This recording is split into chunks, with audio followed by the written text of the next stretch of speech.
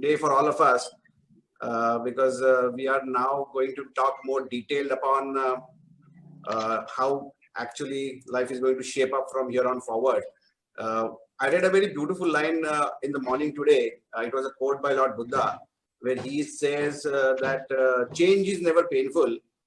Resistance to change is always what causes pain. This was something very important that I read. And I thought that is going to set up the tone for the entire discussion today. Firstly, what I'll do is I'll quickly introduce all our guest speakers today, and then set the tone for the whole discussion. So I think we can see everybody's videos getting switched on. Firstly, I would like to introduce Dr. Rajiv Arab. I don't think anybody needs I don't think he needs an introduction anymore because he has been participating in many of our webinars over the last month or so. Even then, I would want to quickly give a short introduction. Dr. Rajiv is a very noted and renowned immunologist and a community health expert, and has worked in very prestigious hospitals in India and overseas. After that, we are joined today by Dr. Bhavna Jain, who is herself a very reputed ophthalmologist and retina surgeon, and is the Chief Medical Officer of Kantai Nethralaya in Jalgaon, which is a premier eye care hospital in that part of the country. Welcome, ma'am. Then we are joined today by Dr. Dhanraj Naidu, who is a master's in Ayurveda and has been connected with Shivpuri for many decades. And he is also an expert in public health and has worked all over the world, and also has many degrees from reputed universities in US and the UK. Welcome, Dr. Ji. Thank you so much. Then we are joined today by Dr. Manik Apte, who himself is a master's in Ayurveda as well, and has also learned neurotherapy and is practicing currently in Gulbarga. And his father and his whole family has been associated with Shivpuri also for over a few decades. Welcome, Manik Ji. Thank you, Ji. We can't see you, sir. Can you start your video? Yeah, thank you. And then we are joined by Dr. Kirti Mendele. I don't know if we can see her here. Is she here? Yes. Dr. Kirti, can you hear us?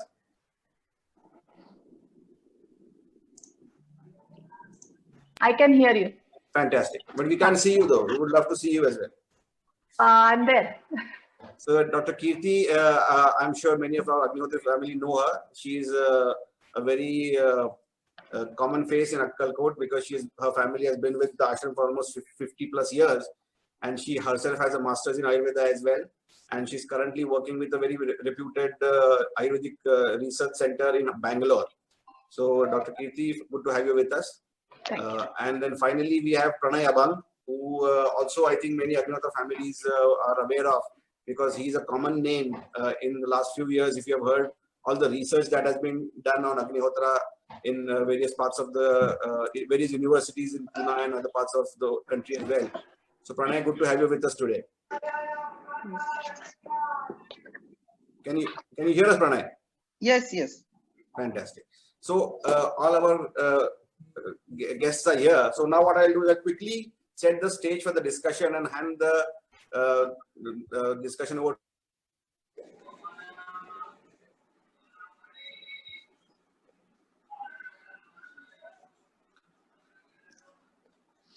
And this pandemic is a unique situation. We have been discussing it for the last month or so, because like I have always said that this is something that many of us might not experience in our lifetimes.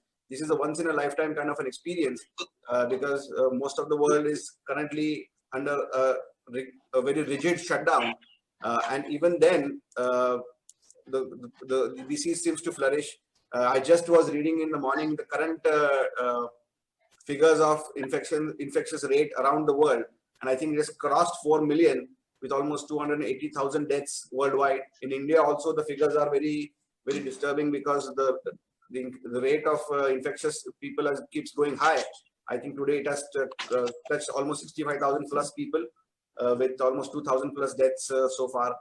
So if all the people who have been following this news, all of us here who have been part of these webinars also, we have been following the trend over the last 1 month. And we started, I think, when the figures were in the earlier thousands.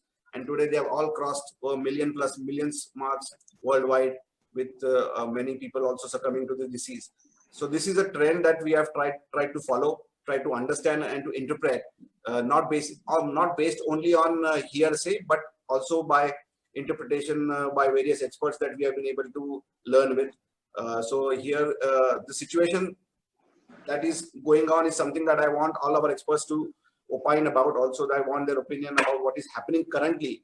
And then this discussion we want to split in two parts. First part will be to try and understand what is happening today. And then second part would be what is going to happen in the future, and how are all of us, everybody on this planet, going to be prepared for that next journey. The first part is very important, because to understand this background, me personally being an Ayurvedic student myself, I'm aware that there is a discussion of a similar pandemic happening in many Ayurvedic texts almost 5,000 years ago. And they have a very detailed description of a similar situation back then. Our Ayurvedic doctors will also throw a light on all of that as well. But what they have described is something similar to what we are experiencing today. And this experience also, they say, has shaped a lot of the suggestions that eventually became part of civilization, that we today call as Vedic lifestyle or Agnihotra lifestyle or Indian lifestyle, Indian cultural lifestyle. Many of the techniques that they discussed as part of that time have become almost average, everyday occurrence for many of us in many parts of the world now. For instance, you must have all followed the way the concept of Namaste was being propagated as a greeting now, because you don't want to shake hands to avoid spreading the infection. And Namaste was being discussed as the mode to be chosen to greet everybody now, because that being a way that where you can safeguard each other against infections. So on and so forth. Many of these concepts that we consider to be part of the Indic culture have a root in one of the similar situation back in history as well.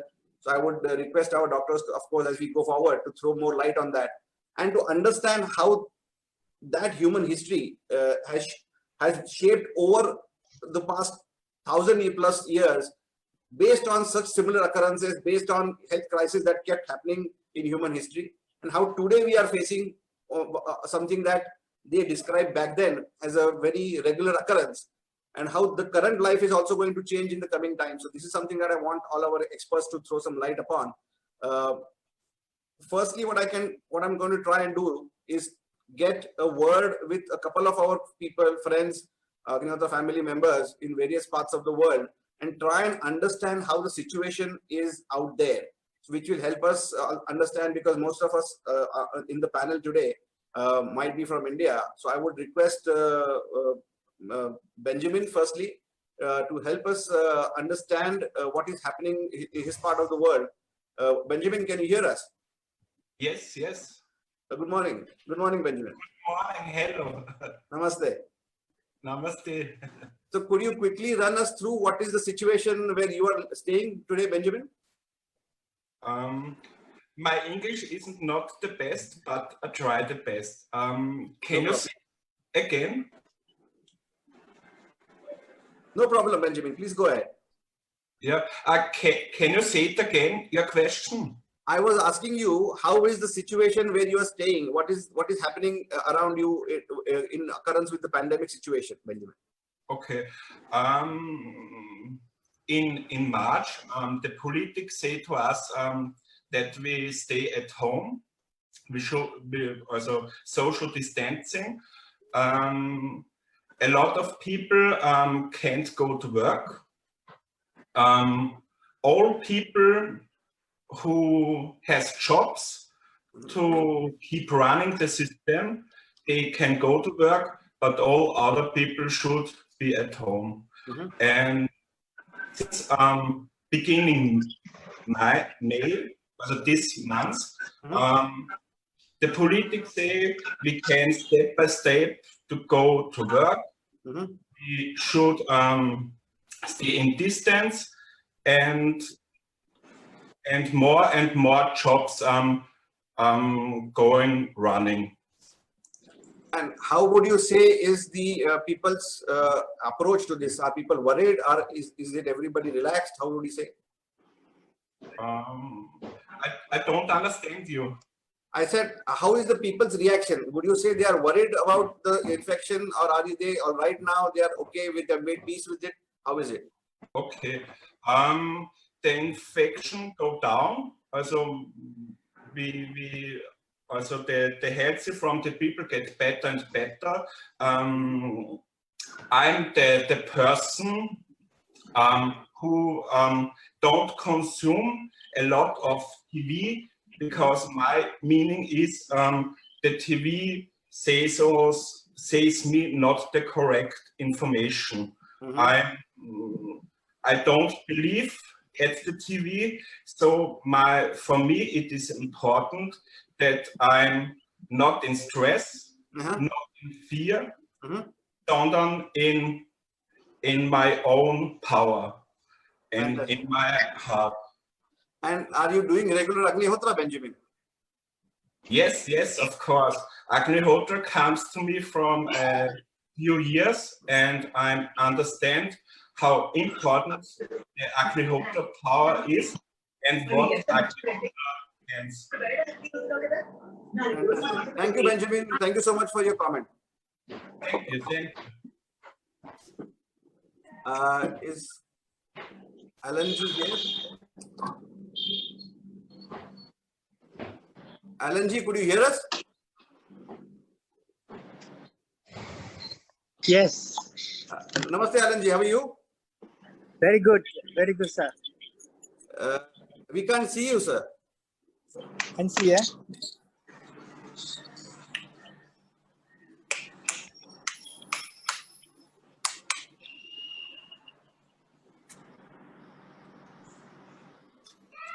Hello? Hello. Yeah, can you hear us? Yes, I can hear.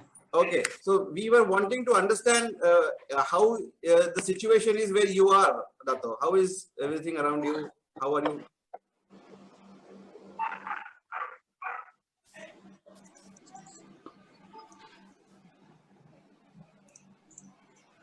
I think we are not. Hello, can you hear us, Alan?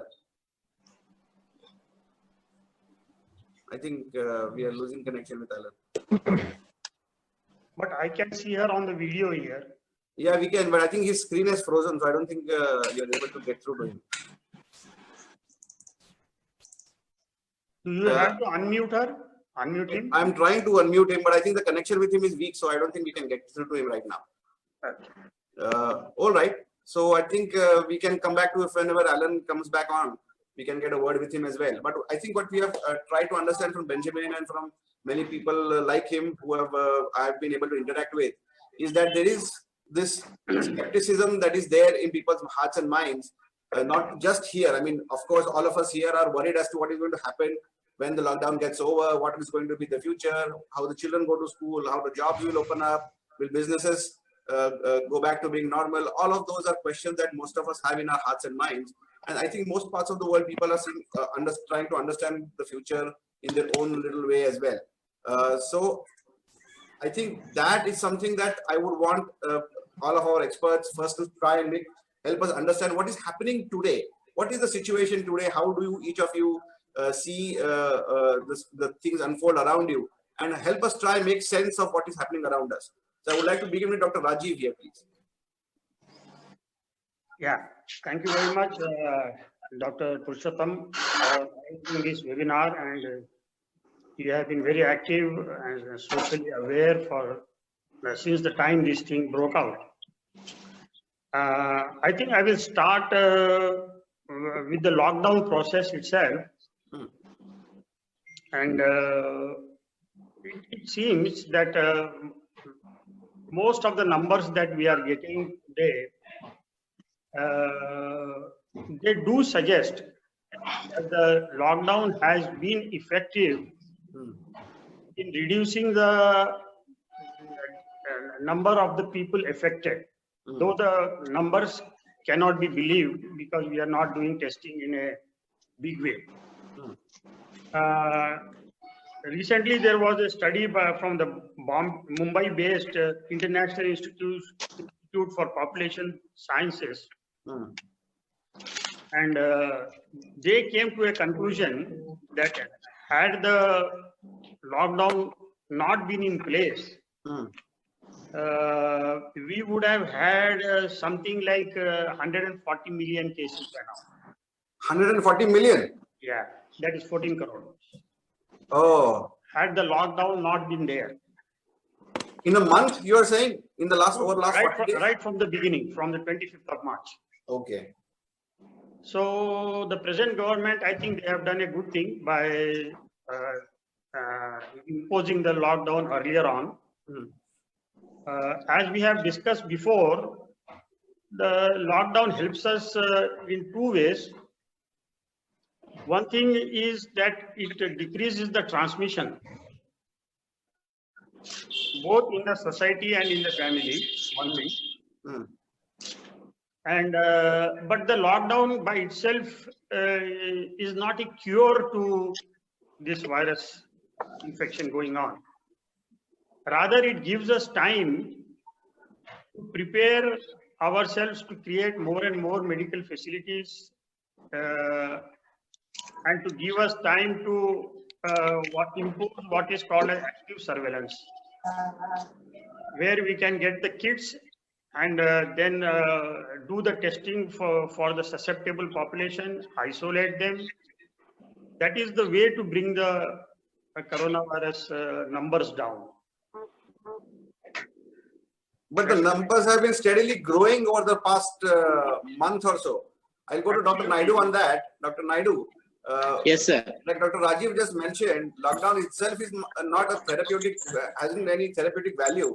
But the fact that it can, of course, help flatten the curve, so to say, it has helped us curtail the number of patients for sure. But even then, there's been the steady growth in the numbers and the figures on a daily basis, sir. Could you help us understand that? Yeah, I really agree with Dr. Rajiv ji. And then what he says is lockdown is not a therapeutic solution. Hmm. It only arrests the transmission. Hmm. And we know that the infection transmitting from one person to person is a major problem in most of the epidemics, endemics, or pandemics. Hmm. So we find this lockdown really helps with the reduction of the number of caseload.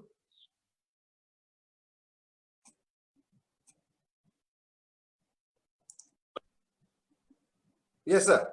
Yeah.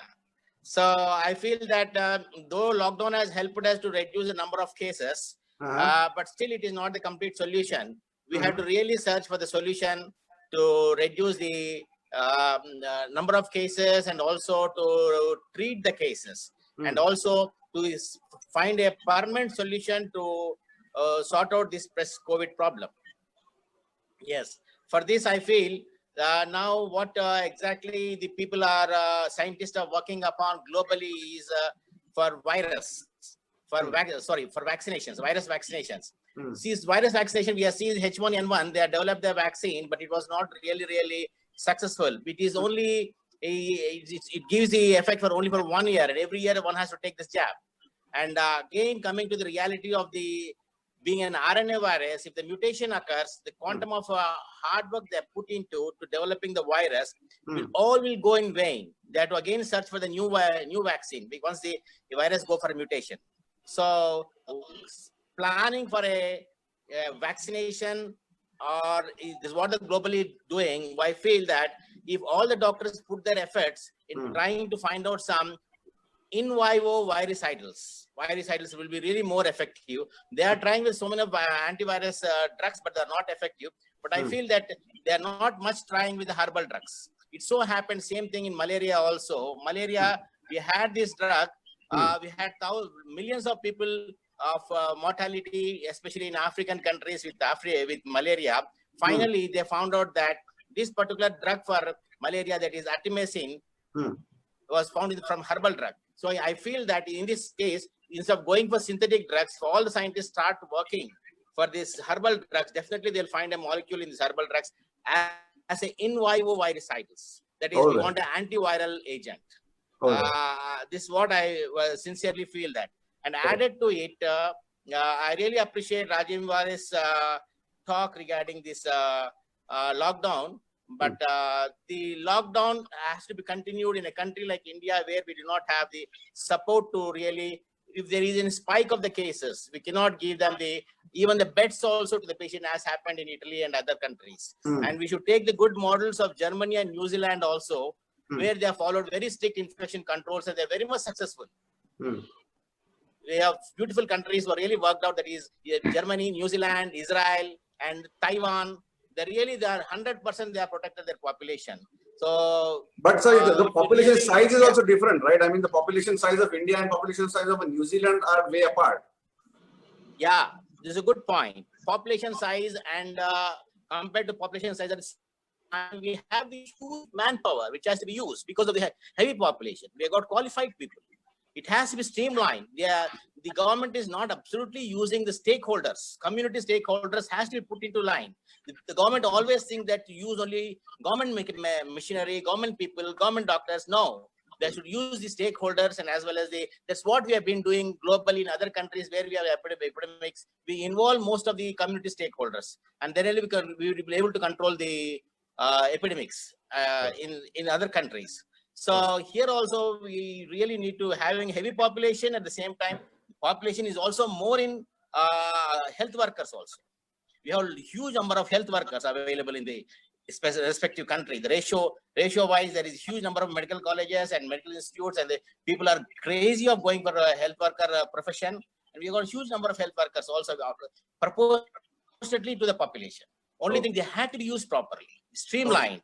Yeah. I'll go to Dr. Bhavna Jain on this one. Ma'am, you have been following this news. I think I remember we were with you in Jalgaon when this whole thing broke out. And I think I remember we were sitting on with Atul Bhai, and we were still talking about the beginning of this whole situation. In a month, it has touched 60,000 plus with the lockdown in such a rigid rules in place. Do you feel if the lockdown is lifted by 16th of May, it will be still curtailed, or do you think it will grow after that? Yeah, happy morning, and thank you for inviting me for this webinar. Now, this lockdown period, I think, has given enough time for the government and the health professionals, to gear up with the health resources and get ready for the epidemic.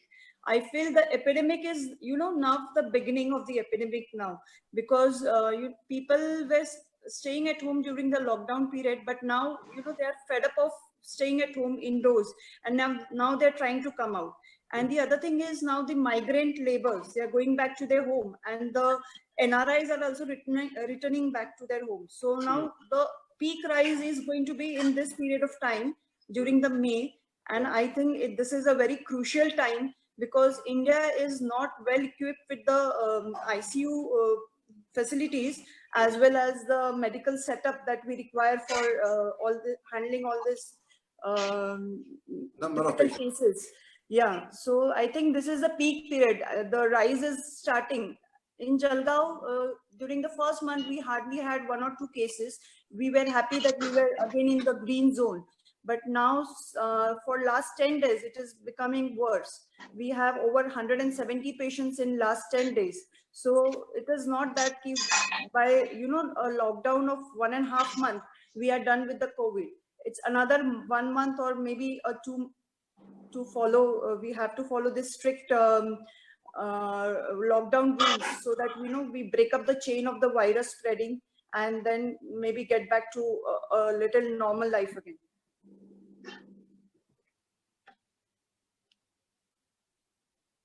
Hello. Hello. Yeah. Did you? Yeah. Yeah. Dr. Jain? Yes. Could you tell us the fact that, I was speaking to Amar yesterday, and he told me that there was a cluster found very close to your hospital, and what happened with the whole issue there?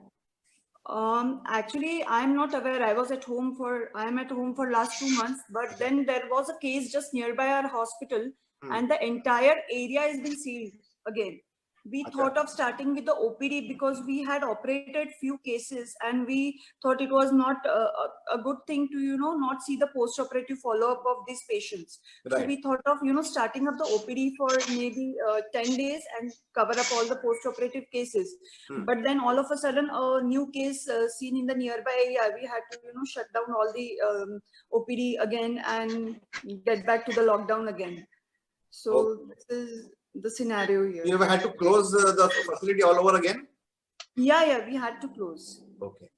Dr. Kirti, I would like to get your word with you here because I think you in your part of the world also people have started going back to becoming starting to go out and experiment with opening up parts of the lockdown.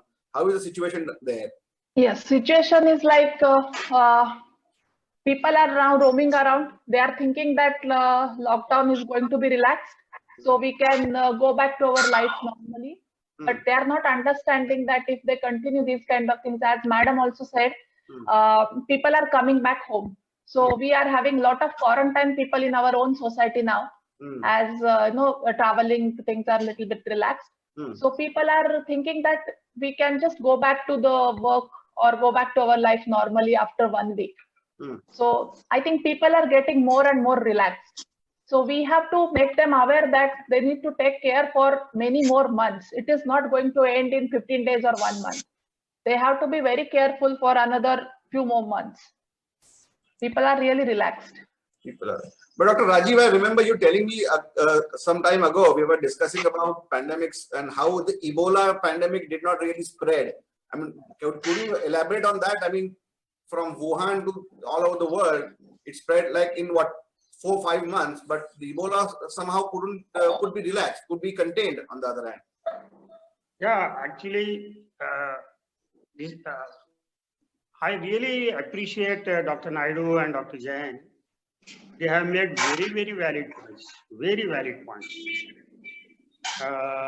What Dr. Naidu was telling about the anti-malarial artemisinin, we didn't have what you call the treatment at that time for chloroquine-resistant falciparum malaria. Right. So China did a lot of research and they came up with the artemisinin. Now, which is from the herbal origin and which treats the chloroquine-resistant malaria, falciparum malaria. One thing. And another thing is, recently, just yesterday only, I have read in Lancet actually, that the Indian scenario they have discussed and they were very happy about it. And they felt, like what Dr. Kirti was just now telling, that if the lockdown is extended up to 31st of May, the R0 can come down to about 0.8. What currently, where does it stand at? Yes, currently it is around 1.4 or 1.5. Okay. But they feel that anything that goes below 1, that means one person is not able to infect one whole individual. So 2 people may infect 1 person like that. Right. So the R0 will come down to 0.8 if the lockdown is extended after 31st. Now, indefinitely extending the lockdown in Indian scenario has an economic point of view also.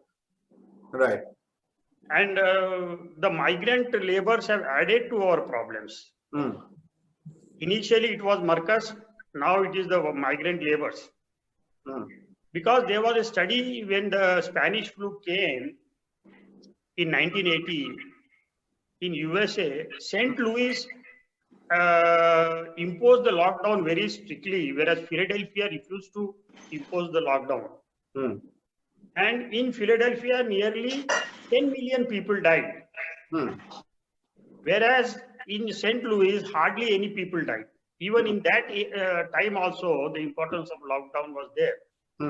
But as Dr. Jain is telling us, that lockdown gives us the time and the space to create additional facilities. The lockdown may go away, but the virus will not go away. So it gives us time. So right now, I have seen the circular yesterday Hmm. that the government of India nearly has facility to admit now 1.3 lakh patients. Hmm. But I think we have discussed this matter before, Hmm. that ventilators as such is not the treatment for corona. Sure. Yeah, we saw the interview with Judy Moskowitz, Yes. and she felt that whatever we are currently doing is exactly the opposite of what we should have been doing. Hmm. So Dr. Dhanraj brought a lot of international experience in his comments, Hmm. and I felt very happy. These two things. One is herbal side we have to look for, and lockdown up to 31st may be useful, but after 31st it may become counterproductive. Dr. Naidu, could you help us understand the difference and how maybe epidemics in parts of Africa that you worked with were curtailed, and how this is different from those epidemics back in the day? Yeah, that's a very good question. Thank you so much for this question. And these epidemics, especially in African context, Africa is a country, is a continent with most of the countries who are underdeveloping countries. Globally, we have three types of countries: that is developed countries, underdeveloping countries, and three types, that is developed countries, underdeveloped countries, and developing countries. So India comes under developing countries, but in Africa they're all underdeveloped countries, where I mean to say aviation department, that is air flights, that is as well transport, is very poor, and that is a boon for the Africa to really control most of the infectious diseases, because the areas where I worked in Uganda, especially the post Ebola area, that is especially Acholpi is a small place in Uganda. It's a border between Uganda and Sudan, and that's a place where the Ebola virus in 2001. At that time, we did not have the vaccine for Ebola, and the mortality rate of Ebola is 53%. And how is it compared with COVID? COVID is what, 4-5%? COVID is only 2 to 5%. Right. And whereas India is 2.8%, especially my Telangana area is only 2.8%, but India context is 3.2% for COVID mortality rate, that's a case fatality rate, CFR. Right. So in Africa, this lack of communication, lack of transport, lack of commuteness has really helped to contain the disease. People cannot go anywhere. People is to stay in that particular parts, and that has really helped us to see that the virus, the number of cases comes down gradually. In any of the epidemics what we controlled in Africa, maybe meningitis, maybe cholera, maybe this Ebola, this is really a boon for them. But compared to now, these countries where Wuhan, now coming COVID-19, China, most of the countries, all the global countries have some product from China. Some product is being used in developed countries, underdeveloped countries, and developing countries. All types of category countries definitely use some Chinese products sometime. So though it was heckled in October, since October, so many products have gone out of China, and they might all definitely cause the spread of the infection.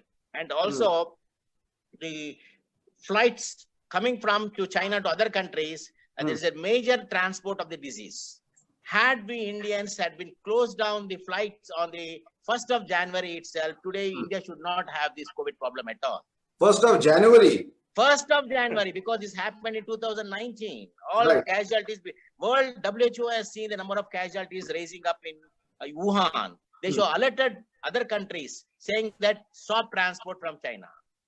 Or stop your air transport. Air transport is the main cause how the infection has come into our country or any other country.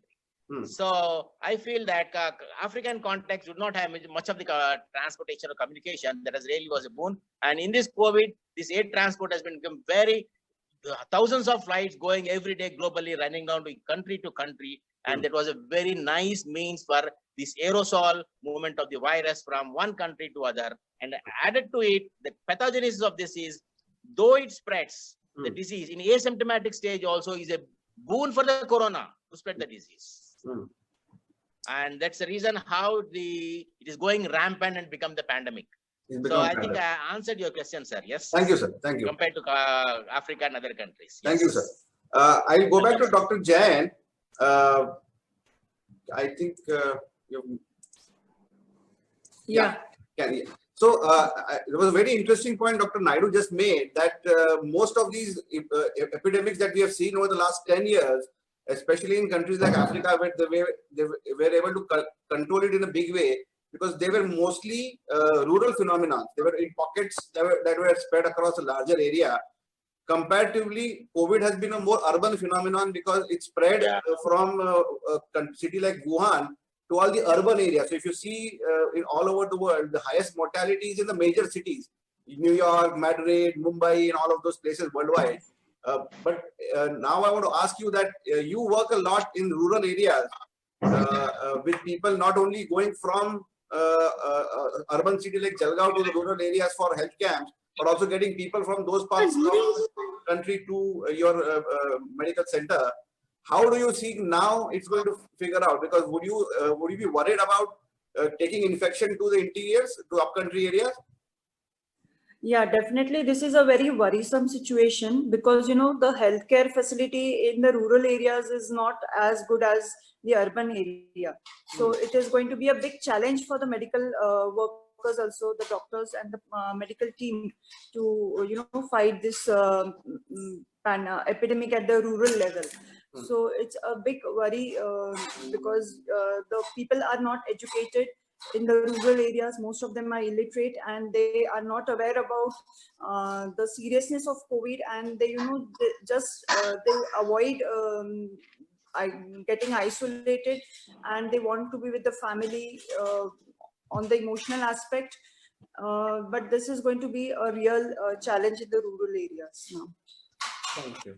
I'll go to Dr. Apte here because he works in a semi-rural, semi-urban area. Dr. Apte, how do you feel it is panning out in your part of the country? Because you are seeing patients on a daily basis. You've already started working, and are you worried about the urban-rural spread? How would you categorize it? Yes, sir. Actually, in our place, it's quite a bit of control situation. And actually, they are increasing, though their cases are increasing 1 or 2 per day, but the total number has not gone above 60-70, it's up to 60-70 total. And now the situation is under quite control because they have locked down all the containment areas, red zones. And in our place, actually, our area is quite free from any of the cases. In the area where I work, the clinic and my home. So in our area, there is no cases at all. So do you feel yourself at risk when you are seeing patients from all over the place when you interact with them? Actually, we take precautions. We don't avoid crowd to happen at all. Okay. We take only 3 to 4 patients in an hour, and we give with an appointment, prior appointment. All right. Thank you. Dr. Kirti, I would come back to you because you also are expecting, I think the last time we discussed, that whenever this pandemic opens up, there are going to be a lot of inflow of even patients coming from all over the world wanting Ayurvedic care or, you know, Panchakarma care. How would you think is going to pan out when people start coming in from all over the country and also from all over the world as well? Actually, as you said, people are waiting. We are still getting calls like whether the hospital is open, whether our facility is open for the treatments, because people are thinking, okay, if I'm not infected, if I'm staying in a green zone, I can go and take some treatments. You know, now I have a lot of time. I can at least go for some relaxation treatments. So that kind of attitude people still have. And I'm sure after a few months, when the flight starts, people are going to start coming. So we really have to be very careful about their travel history, and we have to take a lot of precautions. Otherwise, as we are saying, it is like, you know, there is a 14 days of incubation. But you can't ask people who come like in as, might spread also. So when the patient comes in, come into the country to stay in a quarantine zone 14 days, right? That's no, it is difficult. Yeah, it is difficult. It is very difficult. So it is really going to be very challenging situation. Yeah. So I think if the lockdown is extended and people are more aware that unless they really have some problems, then only they should go and take these kind of treatments, at least in this situation. They should stay home. They should take care of their health at home. Fantastic. Dr. Naidu, I wanted you to come in on this point. I remember when we were speaking about this whole issue, you mentioned that there is a possibility that because right now it is a person-to-person spread, that why at least we can still stay indoors and still stay protected, that there is a possibility that this might become airborne. Is that something that you feel is still a possibility? Yeah, most of the positive cases, especially the terminal illness cases with other comorbidities, they make the virus airborne, and these aerosol procedures also make the virus airborne. And this airborne, they do not. We need to really, India need to have very strong infection control measures. So if this airborne, especially from the people coming from abroad, now they opened up the airways also again now. All the new people are coming from different countries, affected countries to India. This is again a big invitation for Corona for the healthy people to India. Yes. And if this become airborne also, I feel if it is in a small quantities, coming to the perspective of Indian immunity, we Indians have very good, strong immunity compared to the Western countries. Because of our type of living, etc., our culture, etc., etc., we have been exposed. That is taking, taking regularly, going to pilgrimage, taking baths in the dirty rivers, etc., etc. These all are added to our immunity indirectly. That helped us, you're saying. And also, yes. Really, I've seen this. Right. So I feel that if it is little airborne also, I feel that Indian immunity will really stand with it, and quantum of what scenario we see in the Western world will not have so much of mortalities in India. The case fatality will not be that high compared to the Western area. And slowly, bit by bit, it will definitely, whether you stop it or may not stop it, or lockdown continues, may not continue, will definitely be positive and think that we'll definitely develop herd immunity in India. Yes, we'll definitely develop herd immunity, and we'll get over this disease shortly. As it happened, as you see that in tropical countries, it's coming to the aspect of tuberculosis, the TB, we have been exposed for TB, though we have BCGs running, etc. But most of the people have been exposed for TB, and we definitely have very strong immunity to defend the tuberculosis compared to the Western population. I worked in UK, hospitals, Birmingham Hospital, etc. The quantum of susceptibility of the tuberculosis is very high because of their low temperature condition, and as well as the staying inside the rooms during the 8 months of winter. So our immunity is very stronger, and I think we'll definitely get over this COVID. If it becomes an aerosol also, that is airborne also, our Indians will get over it. And most of the population are rural population, which has got stronger immunity. They spend a lot of time with the mud and the plantation. Agriculture as being a major profession in this country. I think they have a very strong immunity. They will get over it and will not have much problem compared to the Western. But at the same time, let us not take it as a granted and do this, open the lockdown or make the patients to come out. We need to have our own protection measures, such as wearing the mask and as well as social distancing and all the procedures, infectious control procedures what WHO says has to be maintained.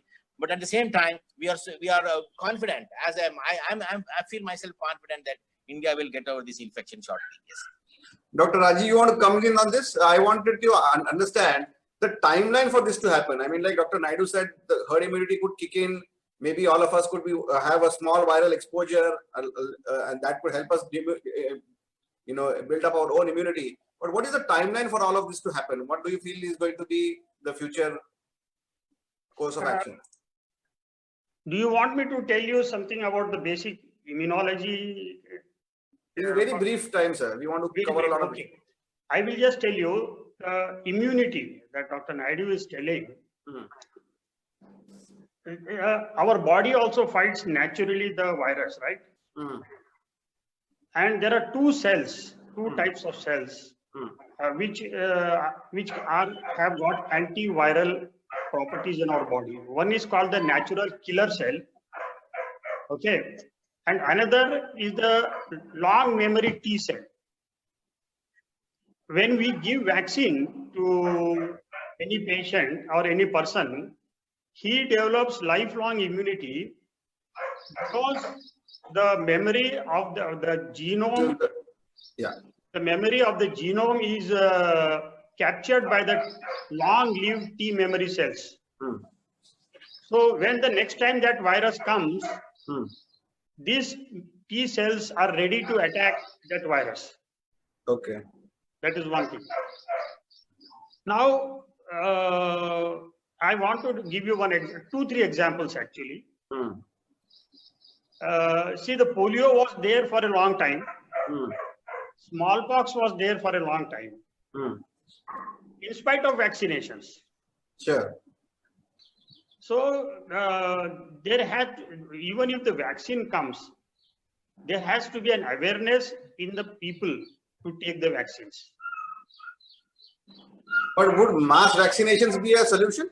Yes, ultimately the polio and mass campaign only helped. We had polio cases as late as 2010 and smallpox up to 2008. So at one point or the other, the lockdowns cannot go on indefinitely. So we have to, as the people say, learn to live with corona. And for that, we will have to adopt the hygienic measures that we are doing it right now. Okay. And the government has to be very strict in the red zones in identifying the cases, making the kits available, and isolating them. Treatment as such, we don't have anything in allopathic medicine. Everything they are trying, but it is not helping. Only very anecdotal reports have come that plasma is helpful, remdesivir is helpful, and other things, chloroquine is helpful. But nothing has been proved. Okay, let me go to Dr. Jain on this. Dr. Jain, you heard both of the experts talk about the life with corona, as Dr. Rajiv has called it, that we would have to learn to live with corona. Yeah. With no therapeutic possibility on the horizon, do you think the vaccination program would be a big help? A mass vaccination program? Now, considering the present situation, I think that vaccine might give a little relief, but you never know. These viruses, they tend to mutate and they present in new form, or after a few days, maybe another virus would just pop in. So now it is a time to, actually build our immunity, and we are falling short of immunity. We are all, driven by the Western culture, not following the Indian tradition, Indian culture, Indian food habits. And this is what our immunity is also gone down, as it was, maybe decades ago, where our old ancestors used to live with the immunity with. But then now it is the right time to, awaken ourselves in building our immunity through various habits, maybe spirituality, the food habits, the alternative medical therapies. But So personally, you feel vaccination is going to have a limited effect at the end of the day? Vaccination might have vaccination will definitely have effect for this coronavirus, but then it is going to take time. So, and maybe after the vaccination for a little period, it might be all okay. But now this is not okay all over your life. You have to think of building your own immune system strong. So this only vaccination and isolation is not the answer for corona. It is much beyond that. We need to think beyond our horizons to develop a strong immunity that our body can fight with, and maybe the humans can, live on this earth. Fantastic. So I think if I have to conclude this part of the discussion from all the expert opinion that we have heard so far, it feels that like Dr. Rajiv said, life with COVID is going to be something that we have to all learn to live with, like we have learned to live with all the other wonderful diseases that are already prevalent here, and that we have tried to make a way forward using conventional and non-conventional means of taking care of the body, taking care of the health, also trying to adapt to newer therapeutic routines. So I wanted Dr. Kirti to come here and help us understand how the ancient sciences have described a situation like this, because we now understand that life with microorganisms is something that we have to try and remember as the life forward, because we don't live alone on this planet. We share it with all of these organisms, and like we have learned to live with so many other aspects of this world. How was a similar situation explained in the past? Was a situation like this has happened in the past? Would you throw some light on that? Yes, actually, Charakacharya says, he speaks a lot about the Janapada Dhamsa Vyadhis, where he says that these kind of diseases where mass destruction happens, they spread through air, water, and contamination of Desha and Kala. I'll just stop you there. This is a book on Ayurveda called Charak Samhita, which was written, what, 5,000 years or so ago? Yes. All right. So this is an Ayurvedic yes, physician, Ayurvedic view. Yes. 5,000 years ago, writing about epidemic, pandemic situation. Epidemics, yes. Go ahead. So he speaks that this kind of vitiation in these 4 factors is the responsible factor for the mass destruction. And for that, he mainly says adharma is the main reason. And here, adharma is not behaving properly according to what we are supposed to live. And that can be in the context of our diet, our lifestyle, our thinking also. So it is nothing to do with any specific religion or culture, but this is a general rules, whatever they have set in the lifestyle Samhita. Rules, basically. Lifestyle, yes, basically lifestyle. Yes. It is a following of proper lifestyle. If it is not done, then these kind of diseases are spread. That is what he says. And that is what exactly we can see now, because communicable diseases and non-communicable diseases also, both, lifestyle is very important. And earlier when we were speaking about the immunity part, there also he says that we have to develop a kind of immunity where Ayurveda says 2 types of immunities are there. One is the one which helps us to fight against a specific disease, and the other type which helps us to stop the production of that disease itself. So this is a very positive point. I think Ayurveda has given us thousands of years back, and which we can really use now. Okay. Dr. Manik, Dr. Manik, would you want to elaborate a little on what Dr. Kirti has said about Janapada Dhamsa, this concept of pandemics in Ayurveda? Yeah, Charakacharya has said rightly, Janapada Dhamsa in the Vimanasthana chapter. And he explains the 4 dosha, that is the Desha, Kala, Jala, and Vayu. So at present we can't consider any one of them. Kala Doshana you can consider. And considering also the Ayurvedic Dinacharya and Rutucharya that have been explained in detail can be considered here to prevent the occurrence of the diseases. That is Swasthasya Swasthya Rakshanam, the main aim of the Ayurveda, that is to maintain the health of an individual. So we need to follow all the Dinacharya rules and regulations, the daily regimen, and all the procedures that have been told in order to maintain health and increase our immunity. And Aturasya Vikara Prashamanam, the second point that I've been told in Ayurveda, explains the mitigation of all the diseases. So we need to look about the herbs that are immunomodulators and that help in prevention of the occurrence of such Janapadodhamsa. Dr. Naidu, I want to come to you. I want yes, you to, sir. If you could help us detail out the comparative way. I mean, let's not go into therapeutics right now, about the comparison between the current understanding of epidemics, pandemics, and Charakacharya's understanding of Janapada Dhamsa. How do you correlate both of them? Yeah, Charaka has very beautifully described 5,000, 6,000 years.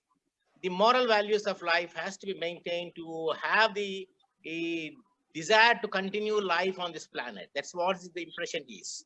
And they have really written that the moral science has given unwritten moral values that one has to follow. And indirectly he says that the places, the Janapadodhamsa, the word is described as population losses. It is not exactly epidemic, pandemic, or anything. It could be any cause for population losses. That is huge humanity losses. Yeah.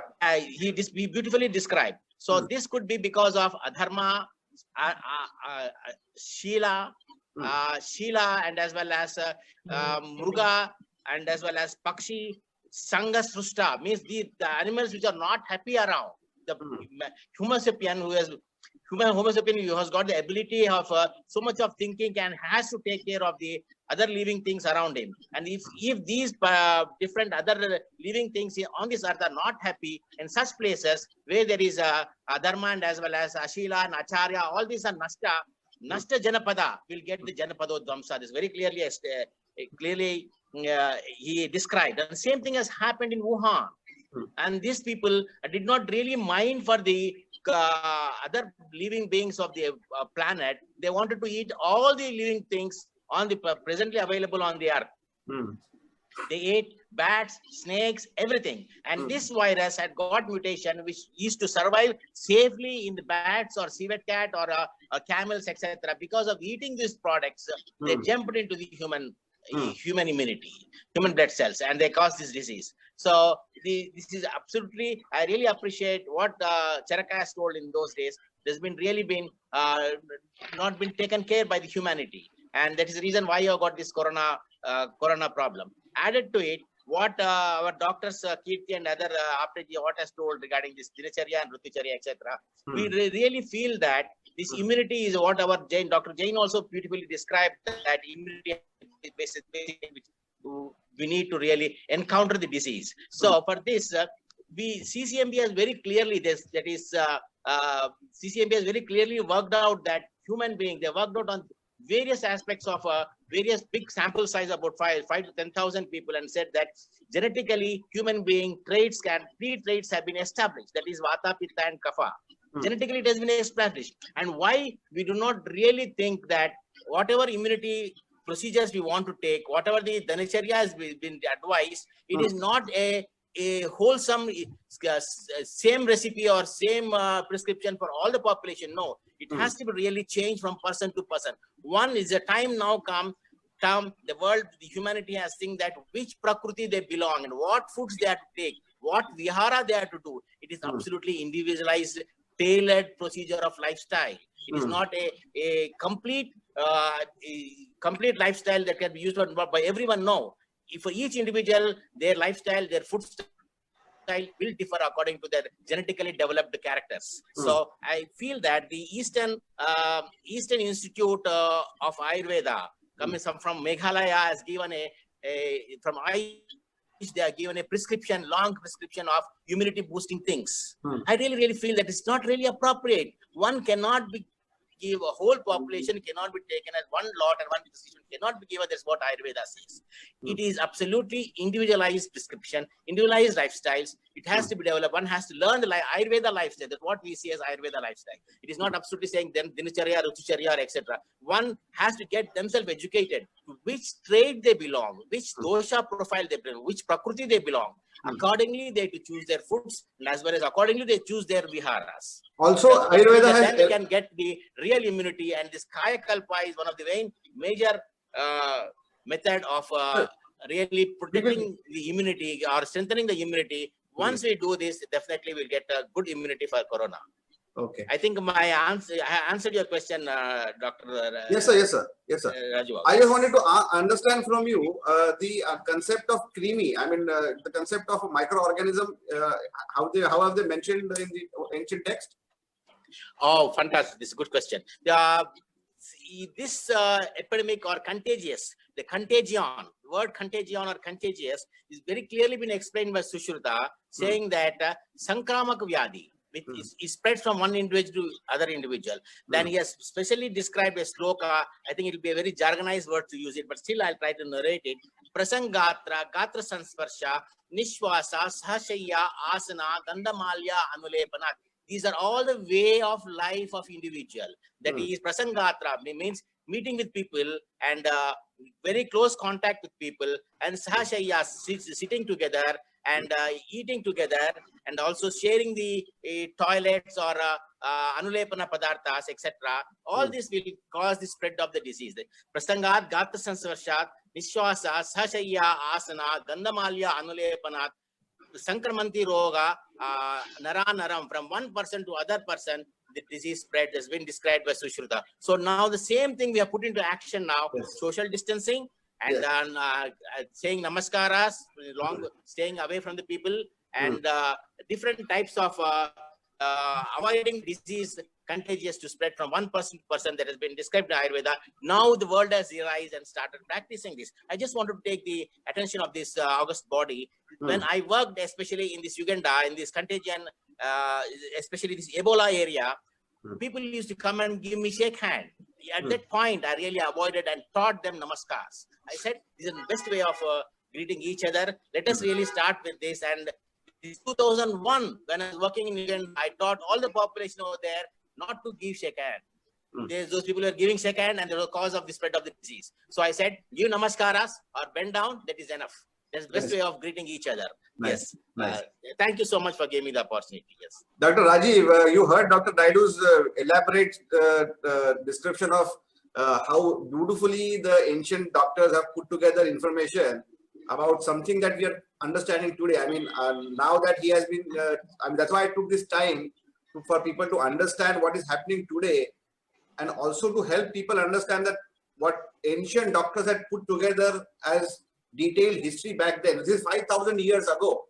So the possibility, or many times this comes up as a discussion, that all the ancient documentations or sciences are considered obsolete, but everything that he has written as precaution against a pandemic is something that we are following even today, 5,000 years later.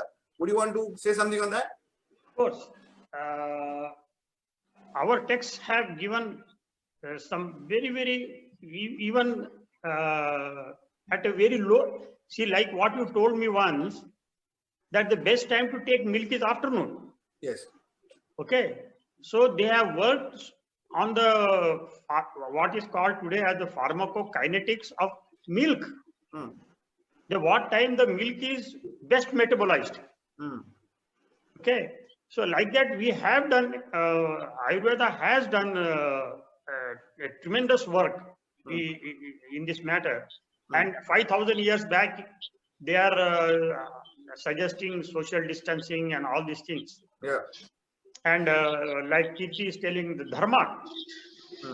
Had Chinese shown some dharma and not eaten bats, okay. raw also at that. Raw, and see, the world would have been a happier place today. Yes, yes. And but okay, so that has created a challenge for us now. Actually, Chinese have given us the opportunity, I feel.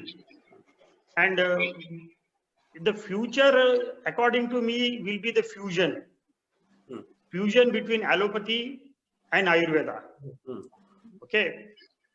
Allopathy doesn't recognize the role of mind in medicine, whereas Ayurveda accepts the role of mind. Okay. So, like the topic here today we are going to talk is the wellness medicine. Okay. The wellness medicine will be the fusion of Ayurveda and allopathy. Okay. When you have an alternative, why not use it? Also, I think Param Sadguru said something on the same lines to you once. He told me. Yeah, he told me that if there is an alternative available to you, use it. Like, for example, he said there is an alternative to take insulin in diabetes. Take it. Okay. Or if some appendicitis person is there, he requires surgery. Is that alternative? Go ahead. Or for cataract surgery. So let us be broad-minded. Okay. So let us be broad-minded, and whatever paryay, as the word he used at that time, both we can have the best of both the worlds.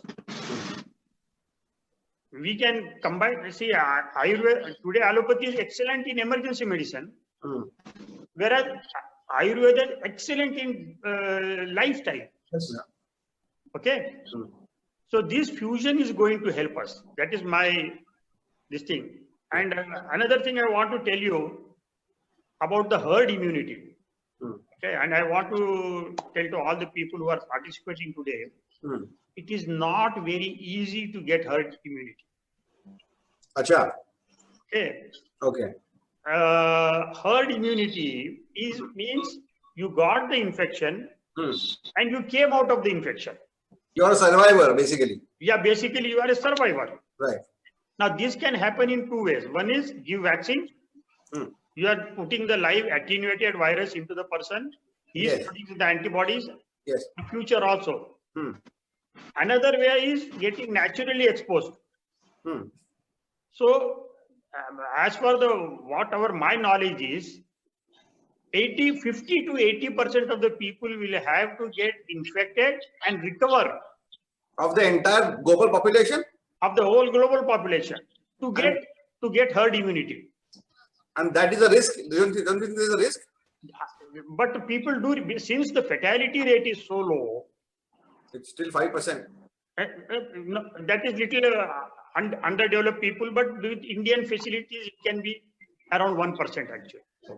Okay, but that 1% of the people will be dying of diarrhea and in other infections, malaria, TB, nobody cares.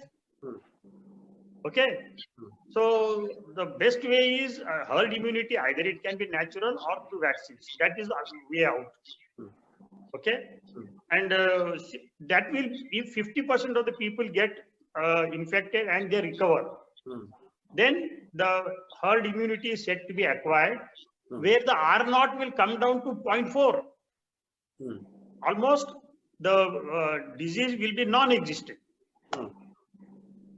But I still want to know from all the people, Ayurvedic people here, that when they talk about immunostimulants in Ayurveda, what is that they want to do? Before I go there, I'll quickly go to Dr. Jain here once. I think, ma'am. I hope you've been following all the discussion.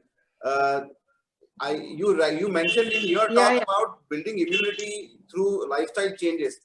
I mean, the lifestyle changes that we have been discussing are a mix of maybe ancient and modern concept of diet, exercise, even also supplements that are prevalent right now. Would you have any opinion on that, about integrated approach? Because you are a surgeon yourself. That's why we can't see Dr. Jain. Yeah, definitely. I think we all are blessed to be born in India. You know, India is such a country with a rich legacy of, traditional alternative medicine techniques. People tell they are obsolete now, but then we get it recognized only when it comes from the Western world. I think we should treat our ancient alternative medicine therapies as a treasure and take it forward, along with allopathy, which is definitely effective in acute cases. I don't deny the fact that allopathy is, we should stop all the allopathy and just believe on the alternative therapies.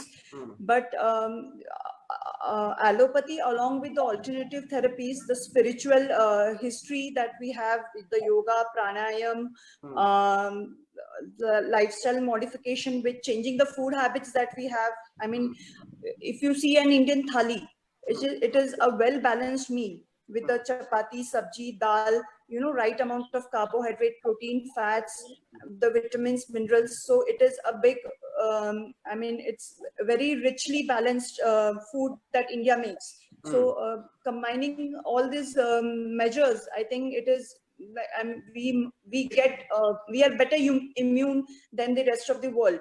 But we have forgotten this rich heritage that we follow, and we should go back to it. And this could be a new normal again. Reviving the old techniques could be a new normal life again. Right. So here we can see that up to 90%, 89.22%, various organisms pigment forming ability get reduced due to treatment with Agnihotra ash. And last one is phagocytosis. All of you know that phagocytosis are the blood cells. So what they do actually, they get engulfed, microorganisms mainly get engulfed into the phagocytes. So this phagocytosis ability, it get increased 8.3 times due to treatment with Agnihotra ash. So I will conclude this because of a short time, that bacterial pathogenicity, that is capsule forming ability, pigment forming ability, hemolytic activity get reduced due to treatment with Agnihotra ash, and phagocytic index get increases due to treatment with Agnihotra ash. Oh, thank you, Pranay. Thank you very much. This is very valuable information. And you have done all of this work in Pune, is it? Yes, yes. I'm doing my PhD actually in Agnihotra. So lots of studies I have done and about lots of records I have, but due to short time I am sharing with little data. So any other data you would have on microorganism study that you just told us?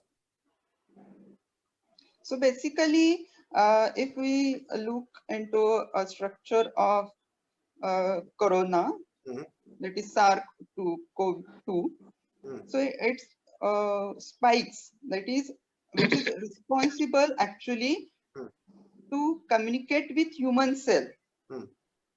It is made up of glycoprotein. There is a big chance that Agnihotra ash will probably reduce or degrade, or something will do metabolic changes in virus itself, that it will production of that spike protein may get affected and structure may get changed so that it will not affect to the humans. But the research need to be done. Okay. Okay. Dr. Rajiv, you want to come in here? Yeah. See, very good study he has done. And we talk of corona as a airborne disease spread by aerosols. And it all the coronavirus, all it has is a capsule and the genetic material, either the RNA or the DNA. Now, if the Agnihotra process and the effects of the Agnihotra process last for about 7 to 8 hours after the Agnihotra is performed, it will definitely, as Pranay is telling, if it destroys the capsule of the virus, then the spread can almost come down to zero. That is why we have seen in some of the videos in the past that people were doing Agnihotra, where when the testing was done, they were negative and the neighbors had the test positive. Right. So I think the Agnihotra process itself has a antiviral property by destroying the glycoproteins and also the outer capsule. And secondly, it is a aerosol infection, so it clears the air, Agnihotra.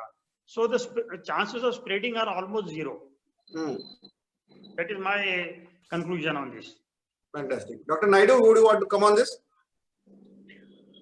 Yeah, this is Agnihotra is a wonderful gift for the humanity given by Parama Sadguru Gajanan Maharaj, and this really is done between a time between the day and night, a specific time. And there's a time where our human circadian rhythms, especially in the body, lot of changes will be there. And this will be really, this time, this is Sandhikal we say, and where we have the weak body's time. So at this particular time, doing this Agnihotra really gives the, not only the mental stability, boosts mental stability, but also gives the pure air. And also this different studies done by our Pune Institute says that it also emits some amount of ozone by the combustion of this particular rice and ghee in the cow dung in the specific structured pot. And this gives not only mental purity, but also gives a purity of the air and also arrests the infection, as wonderful studies done by Pranay.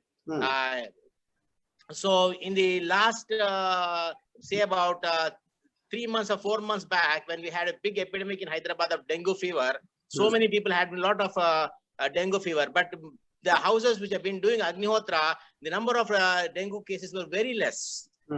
So this is really one of the good finding. What I find, I inquired other people also who have been Agnihotra. The number of people Agnihotri suffering from Agnihotra were very few, very negligible compared to the other people. Yeah, the neighbors of the, especially our house. My wife, she works in infectious diseases hospital. That is that is Tropical Institute, that is Sir Ronald Ross Tropical Institute. Every day she's been exposed for infection. I have my clinic. Daily I'm exposed for the infection, and also in our house we were never been affected with Agnihotra, and same thing with other Agnihotris also we've not been affected with dengue. So I feel this is a very good process or a method to control the infection, and also giving the humoral immunity can be improved by the doing Agnihotra, sitting at time calmly at this time period of sunrise and sunset will help the humanity to control this COVID also, I feel. Yes. Dr. Naidu, since corona is a aerosol, it spreads by aerosol method. Yes. And the Agnihotra, as Pranay has shown, can kill the bacteria in the air, on the virus in the air. You think Agnihotra has a direct effect on the spread of the disease? Yes, thank you for your question, sir. Definitely, sir. I feel that this atmosphere, especially the number one, the smoke before burning the Agnihotra, that smoke, and also the after offering also whatever the gases emits out will definitely have effect upon the outside layer, glycoprotein layer, what Pranay has explained, that is glycoprotein layer of the virus. This should have effect, and it will dissolve it, or it will reduce its ability to attack the AC inhibitors in AC, especially the inhibitors in the body, by invading the epithelial cells of the body. I think, as you said, that Brahmanda protection, what he says that it may also protect the virus, and also the infective ability of the virus may come down. It may not destroy the virus, but make it almost, it cannot produce disease. You cannot produce disease in humans. So it is like what you are telling, the concept of Brahmanda. Yes, Brahmanda. Yes. That's good. That's fantastic. Thank you.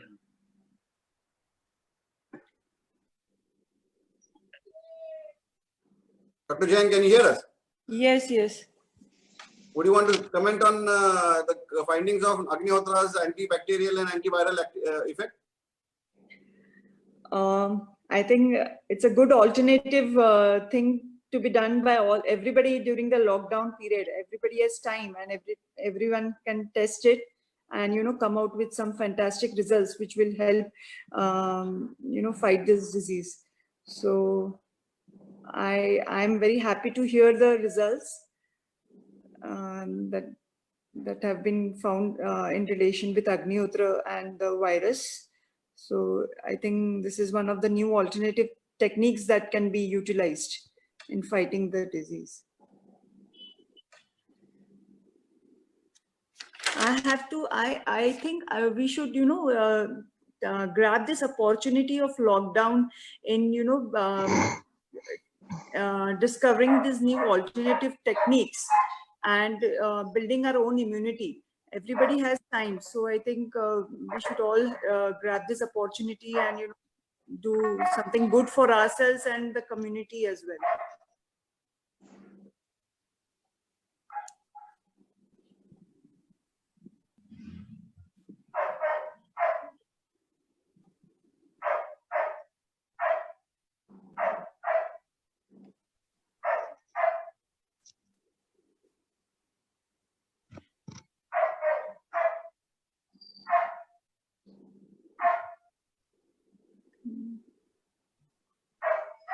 Dr. Naidu?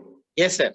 I think is there anything such as an immunostimulant medicines in Ayurveda like that? Yeah, this we grossly call this as a immunostimulant, immunoboosters, or the different types of words we use. Hello? बंद झालं? हो, इथे सगळे लोक बसलेत ना.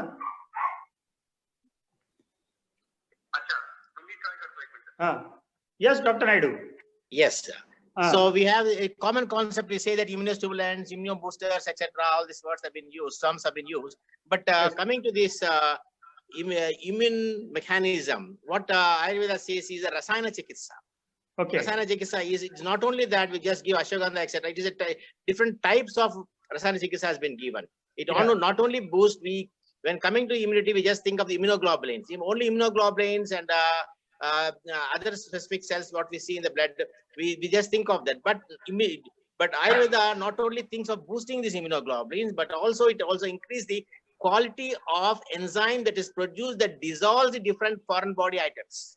It is called as Agni Pradiptakara Rasayan Chikitsa. For example, Ballataka, Pippali, etc. They are very hot in nature. They not only they create immunoglobulins, but also improves the quality of the enzymes that really dissolves the bacterial layers or bacterial proteins within the bloodstream. So yeah, so this type of approach, what we have in the Rasayana Chikitsa, and it has to be, it is also not a universal prescription for everybody. It is again, it is the gender-based and as well as the individual-based, Prakriti-based type of treatment. People say you use milk, you use ashwagandha, you see Pippali, you use Ballataka, use. No, it is not like that. Depending on the weather conditions and individual person's Prakriti, each immunoboosters have been prescribed. And one has to go understand what type of Prakriti he belongs, and according to his Prakriti and according to his background, his disease aspects, etc., has to be considered, and immunoboosters has to begin. And definitely, we have very good immunoboosters and immunostimulants which will work for many of the diseases. So they also say that each and every disease, not only corona, but all the diseases also, apart from your curative aspect, we need to boost the immunity. That is the prescription method for Ayurveda. So I think for this corona, that basically to boost the immunity, we have different types of immunoboosters, immunomedicines, and it has to be used on individualized basis. That's what I feel. That's what I was telling the other day. Have you tried on any one of the corona cases on your own? Yeah, luckily it so happened that in the beginning of this, when some of the cases have come from Bombay, etc., to my clinic, and I should not really express because this is a webinar. The patients have come and I tried myself, and then I started giving medicines. And we have one section of the people, especially we have very good Panchakarma, the new center, ultra modern centers. We opened one of the big corporate hospitals, and I am the consultant for that. We have taken about the big shots about some few people who has got all these comorbidities. We have put them for Kaya Kalpa. And now still they are very fine. They do not have any infection. All these people. This was coming to the question of Kaya Kalpan. Coming to the immunoboosters, I put some many people, especially on ashwagandha and as well as Pippali and Ballataka, and they are really doing well. And they cold cough, everything has come down. I do not really command that this is the one which has worked, but corona has got only 3 to 5%, that is 2 to 5% of mortality. Rest all the people will definitely cope the disease. But they all became well, all their symptoms have gone and they're fine. Though I did not send them for a test for corona positive, but all the symptoms I found in them during this weather, especially the hot weather, having cold, cough, etc. Such patients which I treated, they're all really doing well and they are cured. And I feel that such immunoboosters, if given on particular individualized base, we can have very good results. Yes. Dr. Kirti, you want to come in here? Yes, I'm here. Yes. Yeah, actually, yes, Dada, please tell me. Go ahead. Okay. Actually, as we have been discussing about Agnihotra, we have some references of Homa therapy for all kind of diseases. So it comes under Daiva Vyapashra Chikitsa, that is, treatments which are like the chanting of different mantras and homas. So we have a big boon over here, Agnihotra, where we have been assured by Atharvaveda, like Sayam Gruhapatirno Agni, Prata Saumanasa Sadata, Prata Gruhapatirno Agni, Sayam Saumanasa Sadata, that it is taking care of our tranquility of our mind throughout the 24 hours. And that is the main factor actually in improving the immunity of a person. Because without the mental health, immunity of a person cannot be, a very good. So we just have to concentrate over here that we have such a big boon, and Shri has said that Vayu Mandal Shuddhi Hetu Yajnakar. So we have a boon over here to, tackle with the pollution and the diseases which are spread through air. Corona is just a disease which is Upasargik Roga according to Ayurveda, at least till now. So which is just spreading with contact. So we have a solution which is there for a far ahead problem. So we still have not reached over there. We still have a lot of time to take care of ourselves with the help of Agnihotra in various ways, as using of Agnihotra ash, or inhaling Agnihotra fumes, because nasal route is the best route to inhale the medicine. So I think you can talk more about that. We are not able to hear you. You are not audible. Dr. Manik, would you want to come here and add something to this discussion? Yeah, I'm very much encouraged by the results obtained by the Agnihotra on the antimicrobial properties. And we use copper patra for the performance of the Agnihotra. And Arkaloha, it is said as Arkaloha in Ayurveda, that is Tamra. And Tamra has been said to be having the antimicrobial properties, and it is used externally as well as internally in many of the infectious diseases in Ayurveda. And when we perform Agnihotra in copper pot, so it doubles the effect of the Ayurveda when we perform it with the Gomaya Agni at the particular time and the Sandhi Kala of that Diva and Ratra. So I think that will be more beneficial. So we have to do more studies. I feel that we have to do more studies by trying on different metallic pots by performing Agnihotra and comparing the results between the copper performed Agnihotra pots and Agnihotra performed in different metallic pots. Right. So you think the copper is adding to the whole process? Yeah. The copper and the shape of the pot we are using, the pyramid shape pot with the particular specific dimensions and the height and width. Fantastic. Dr. Rajiv, we have been discussing the ability of maybe ancient sciences, especially Ayurveda specified concepts like Agnihotra as well, probably could be a big wellness trend to go forward. Would you want to say something on that? Yeah, as I have said earlier, that comprehensively, if you look at it, the combination or the fusion of the modern medicine and the wisdom of the ancient medicine together can take care of our health in a very better way. Because right now, allopathy is struggling to give comprehensive treatment to a person actually. So, for example, we are still struggling to get vaccines. Vaccines themselves have a lot of side effects. It is not. See, in USA, the incidence of autism has gone up by 9% after they started their universal vaccine program. That was what I was worried about. When you said about universal vaccination, the side effects are pretty severe. They are quite severe actually. Even a simple vaccine like measles vaccine can cause very severe life-threatening encephalitis. Right. So vaccines are also not, you are actually playing with the immune system of your own body. So I don't know how far, instead of that, if other people are also telling that if we have immune boosters, immunostimulants in Ayurveda, we can use the diagnostic facility of allopathy and the curative facility of Ayurveda and Agnihotra and combine it and give a comprehensive treatment to the patients. That's what my any thoughts about what could be the lifestyle here on forward? I mean, because if we have to live with COVID, and Agnihotra could be one of the agents that could be a helpful concept to deal with this coming situation. Any thoughts on what the lifestyle could be? See, as of now, the allopathy medicine has nothing much to offer except for going for the personal hygiene. Right. Just avoid shaking hands, clean your hands, social distancing. Even the vaccines, if and when they come, how effective they are going to be, we don't know. How frequently the virus is going to mutate, we don't know. And we don't even know the natural history of the coronavirus. It is just 4 to 5 months old. So we are still in dark. So I feel that better to exploit the ancient wisdom as given in other forms of medicine, rather than being too prejudiced to our own branch of medicine. That is my feeling.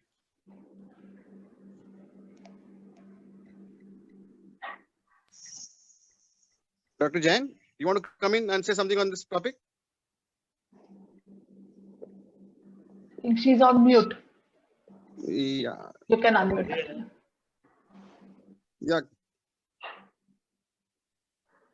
Could you unmute your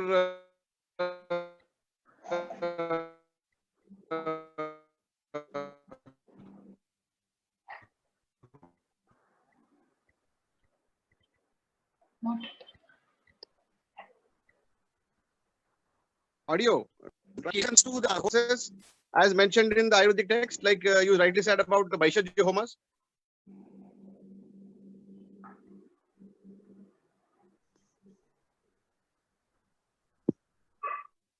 Hello?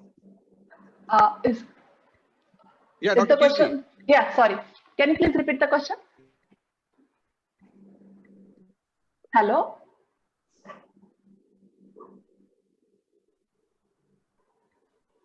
Hello? You have Could muted. you elaborate on Vaishajya Homas? Yes, there are different homas mentioned in Ayurveda, for different kind of diseases, even for treatment of pediatric diseases for different grahas. There are references of homas with different herbs. The herbs which are useful in the treatment of that specific disease are used for the different kind of homas. So here we are doing Agnihotra every day, and I think that is the solution for all kind of diseases. So we have a technique to focus on all kind of disease causing agents. So we will not say here bacteria or virus or parasites, but it is a solution for all kind of disease causing agents, and that too can be done with very minimum requirements.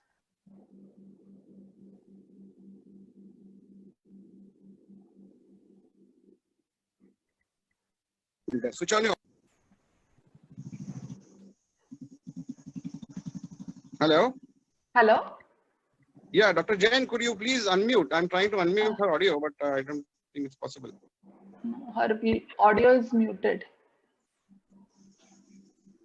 Dr. Manik, can you hear us? Yeah.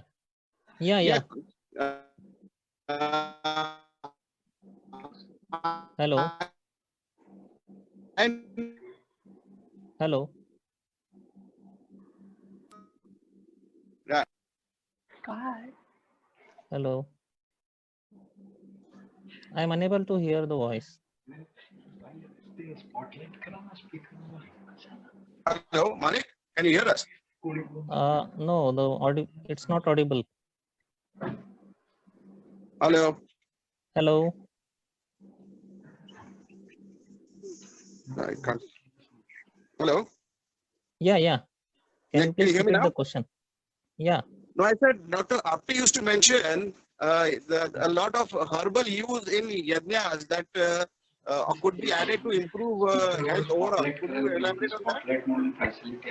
Yeah, there are different medicines, herbal drugs that have been explained to be used for the fumigation purpose and sanitization purpose also. Sushruta has explained the mustard seeds and sarjarasa.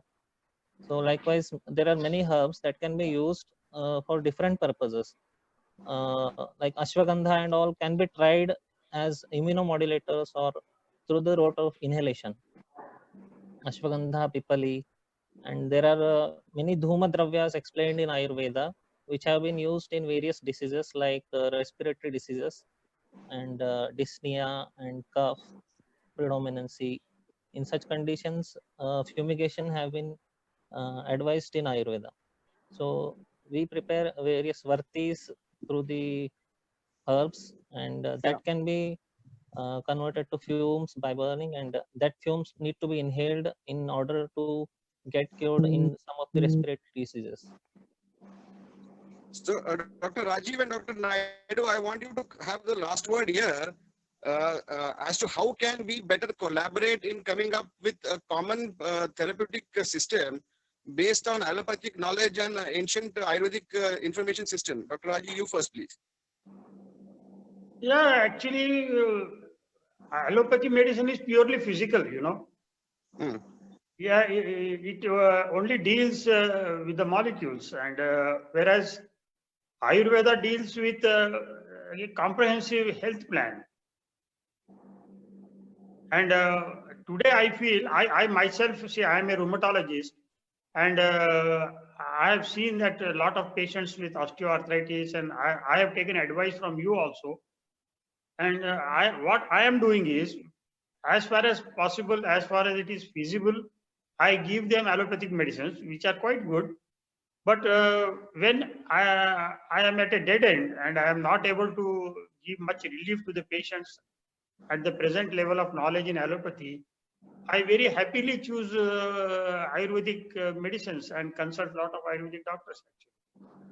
And I have seen overall they seem to benefit a lot. So I feel it's a fusion of the present medicine and our old wisdom that is very helpful. Dr. Naidu, would you come on this?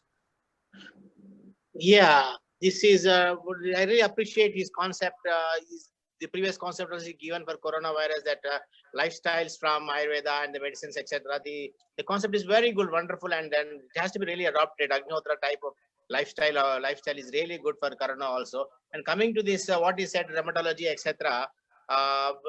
Yeah, it is autoimmune disease, and the major drug what they've been using is corticosteroids, which are really harmful for other systems of the body, though it reduces the pain. And at the same time, this whole medicine, the crude medicine, herbal medicine, which is given the whole form. For example, we have this Boswellia serrata.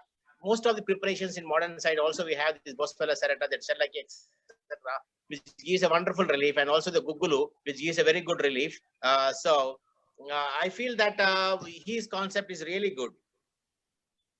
I am off the line. We can hear you, sir. We can hear you. Hello. Yeah, we can hear you, sir. Thank you. Okay. Yeah. So immunity point of view, especially any immunity problem or autoimmune diseases, herbal medicines are really good and really helpful.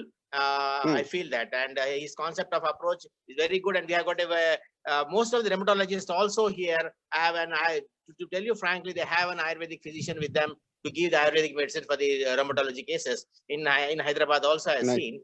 And it is not the question of science is nobody's property. Our only aim of being a doctor is to how best we can resolve the patient's problems and how best we can give the comfort to the patient and long life. And that is what Dr. Rajiv is nobly practicing, and I really appreciate him for his approach. And he definitely he'll be doing great service to the humanity with that approach. And same approach they had to come out in this corona also, taking the best thing of all the systems whichever is available for the welfare of the humanity. So that's what I told you. The research now they have to focus upon the herbal medicine for in vivo virucidal medicines, and they'll be very much successful.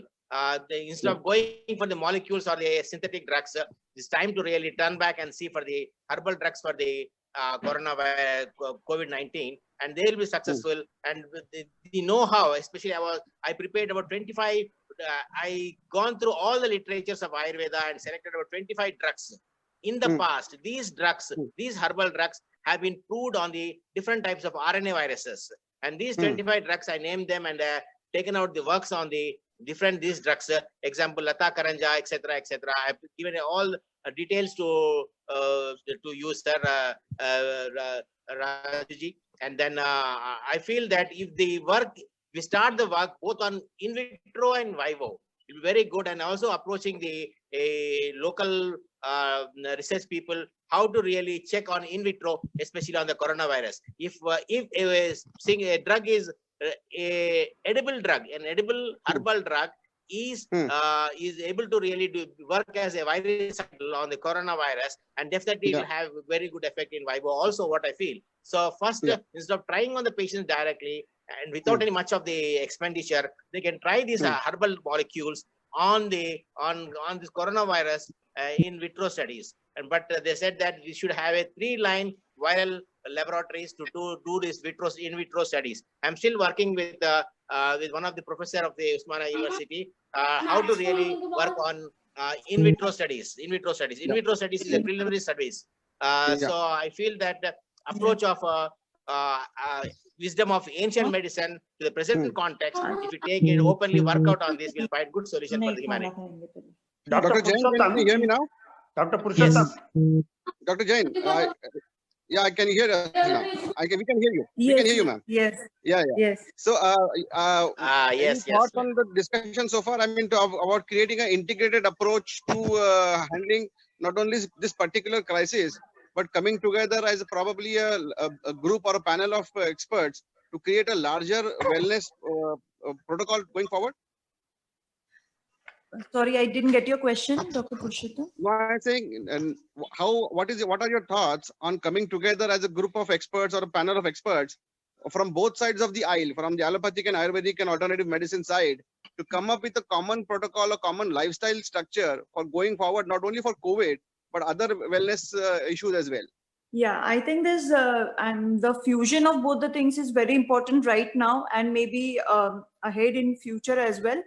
I think this lifestyle changes and the alternative medicines should be taught right up in the school for the children to build up their immunity as they're growing up, as well as it has to be taught in the medical schools also. I mean, when I have a personal experience when people ask me, how do you prevent this? You know, we have no answer to it. The allopathy doctors don't have any answer to it. How do you prevent cancer? How do you prevent this? Prevention is not taught in the allopathy school as much as the disease and the treatment of the disease. So prevention is always better than cure. So the alternative medicine approach, not to get into this disease trap, is what is required now. So I think the fusion approach is very much required right now, from the preventive as well as the treatment aspect. Dr. Purushottam. Hello. I have to mention one thing, Dr. Purushottam. I mean, yes, ma'am. Talking about the alternative medicine, I'll just share one personal experience. Yeah. My son had pneumonia 2 months back, which was in late January. Third week of January, I guess. 18 January. Third week of January. And then, you know, it was very bad, and we could not treat him in Jalgaon. So we had to shift him to Nasik. And then he was there for almost 10 days undergoing treatment. It was not COVID, fortunately, and it was not during the COVID time also. So we could get enough medical facility for the treatment. And after we came back to Jalgaon, I acquired the virus, and I was down with, the same day I was down with 105 fever. And so, you know, I immediately rushed to the hospital, got the X-ray done, and it turned out to be pneumonia again for me. So, you know, both of us had pneumonia. And then I was retrospectively looking back, my husband was also there with my son and me when I got pneumonia. And why did he not get it? So I was just looking at what extra thing that he was doing apart from us that we were not doing. So, you know, I was giving him this curcumin tablet for some muscle pain. And I think that is an anti-inflammatory, and, you know, haldi is known as an antiseptic as well. It fights the bacteria and viruses. And he has been taking this curcumin for maybe 6 months now. So I don't know. I have no evidence proving that this has actually helped him. But this alternative medicines do help building our immunity and fighting these bacteria and viruses, all that I know. Thank you, ma'am. Dr. Rajiv, you wanted to say something? Yeah, actually, are you personally planning at Shivpuri something on the lines of combining allopathic and Ayurvedic and homotherapy? Actually, we are. That's why I was trying to understand this idea from a 360-degree perspective. Because we have been working with Ayurveda here from the last, you know, for almost 3.5-4 decades. And Dr. Naidu, Dr. Kirti have all been, Dr. Manik's father, Dr. Apte himself, has been a very integral part of the whole process of building things up here in Akkalkot in Shivpuri. So post this COVID issue, now we are thinking very strongly on creating an integrative approach to medical care that we are providing, because many people from around the world find the fact that what we are saying is we provide Agnihotra based care. So we don't say we are Ayurveda based therapy center. We are saying we are Agnihotra therapy center. now we want to integrate many other forms of therapy also under the same bracket. Like we have Ayurveda, Agnihotra, Yoga currently with us.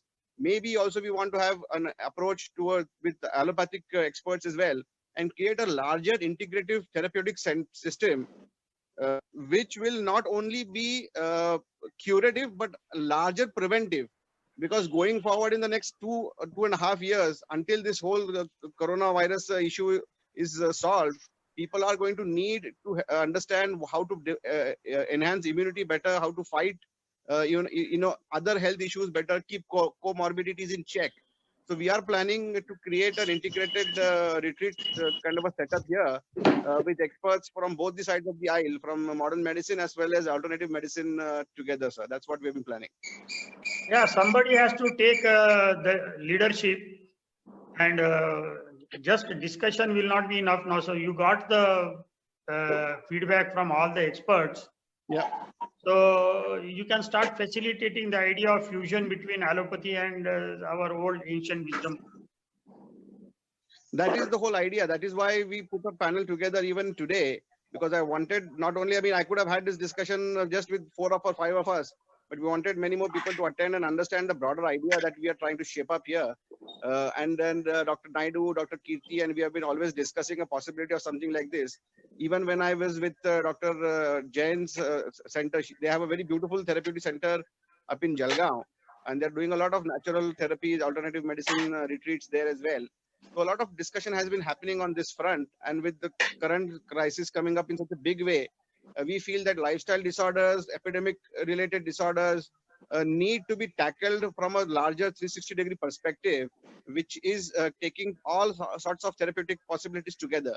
And I think that is what we're trying to build here in Shivpuri, a larger framework, adding Agnihotra to the mix. That is something I think it's a missing link between all other pathies, because Agnihotra is going to play a very pivotal role in bringing healthcare into the new era. So I thank Dr. Raji for raising this point, that we definitely want to do something like this in the coming days. Can Dr. Jain also start a similar facility? Dr. Jain already has. Dr. Jain, you want to talk about the therapy center up in Jalgaon? He's on mute again.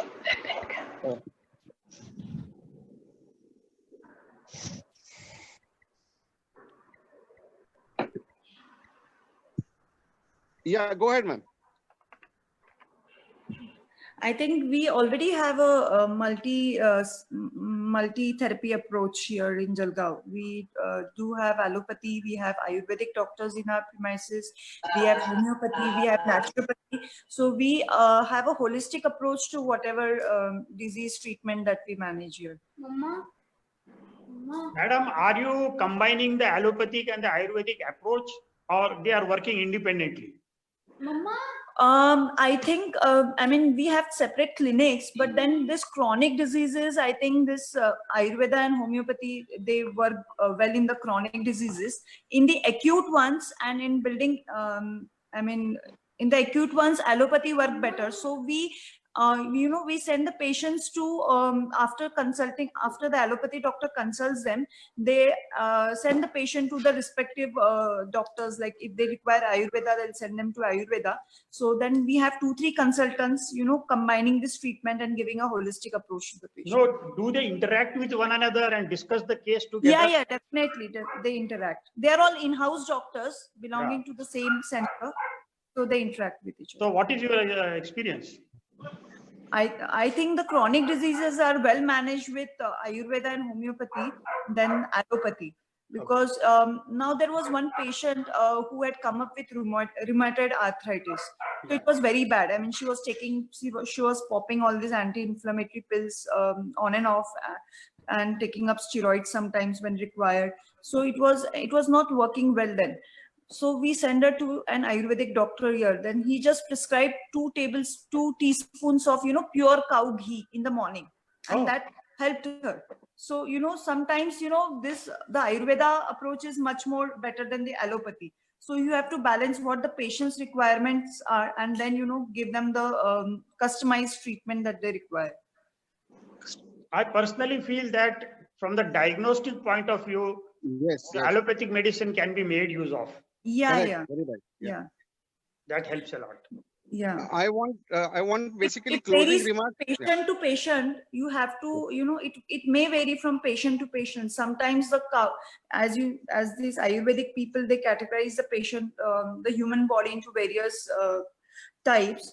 So it may vary from patient to patient, but there is no harm in trying this natural remedy. They do not have any side effects, and so I think we must try them as a second line of treatment if it is an acute one, and maybe first line if it is a chronic one, just to avoid the complications of the medicines. Thank you, thank you.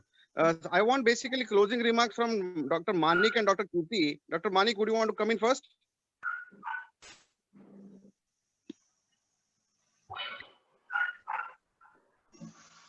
Dr. Manik, are you still with us? Hello? Dr. Kirti, can you hear me? Yes, I can hear you. Yeah, go ahead, Dr. Kirti. Any closing remarks? Yes, actually, as Dr. Manik earlier said, the aim of Ayurveda is Swasthasya Swastha Rakshanam. That is the main one, protection of health of a healthy person. And Agnihotra is the one which is going to take us to achieve that aim very easily. And at Shivpuri, as you rightly said, we are definitely going to have that. And even as Dr. Rajiv said, maybe we can use the modern facilities for the diagnostic purpose and treatment with the help of Ayurveda and definitely with Agnihotra. That is definitely going to be the future of the world. Fantastic. Thank you. Pranay, are you still with us? Pranay? He is on mute.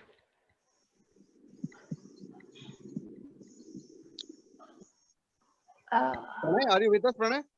Yeah, he's there, but he's on mute. Why? I'm trying to unmute him, but I think he's muted his audios. So, all right. I think I wanted to make a last closing comment here.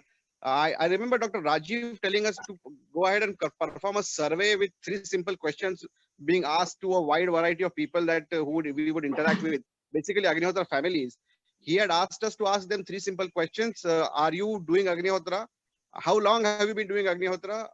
Have you been infected with COVID? And have you anybody else in your family also been tested positive for COVID? Yeah. So I'm happy to share with you that we received almost, I think, 3,000 plus feedback, 3,500 odd feedbacks from 3,000 odd families from almost 30-35 countries worldwide. And I'm very happy to share that none of the participants, none of the practitioners had contracted COVID. Neither anybody in their family has had any COVID infection. And they all have said that they're all safe and sound wherever they are. Many of them are living in very high hotspots, in very high containment zones. And even then, they say that they and their family somehow feel protected and are safe from getting infected. So I think that is something what Pranay could want to look into in a bigger way coming forward.